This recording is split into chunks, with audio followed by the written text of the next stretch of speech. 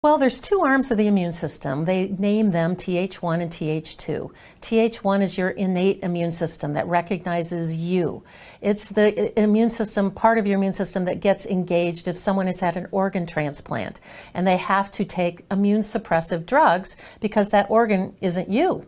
And so your immune system tries to attack it and get rid of it. So your TH1 is really important in separating you from your environment. And innate immunity is really our first line of defense for everything, correct? Yes. Yes. And then the TH2 side of the equation is where you develop the antibody.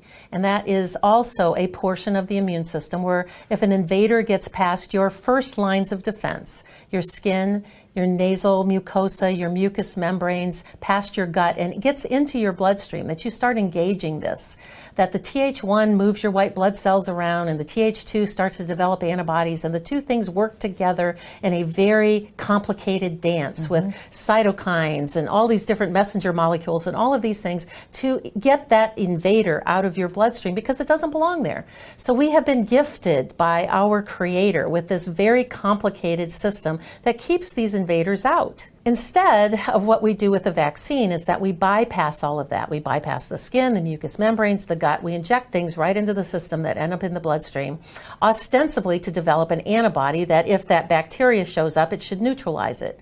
However, there have been so many papers that have been published, even at the CDC level, that said, does an antibody in your blood equate to keeping you healthy and making you be immune? And their answer is always like, we don't know. With very specific viruses that they've looked at, the answer is no. And we know that every 2 or 3 years, the CDC comes out with a report on tetanus. And there's maybe 120 to 160 cases of reported tetanus in the US every couple of years. About 50% of those, they have no idea what their tetanus status is. But of the 50% that they do, that 16 to 20% of people that get full-blown tetanus have had 4 or more tetanus shots, have documented antibodies in their system that should have prevented them from getting tetanus and it didn't. So to me, what an antibody in the bloodstream is after a vaccine is a marker of contamination. We've injected something in there that the body tried to get rid of, and it tried to develop these antibodies to try to get rid of this stuff that we put into the immune system. It's a marker of contamination. It in no way implies immunity or that you're not going to get sick.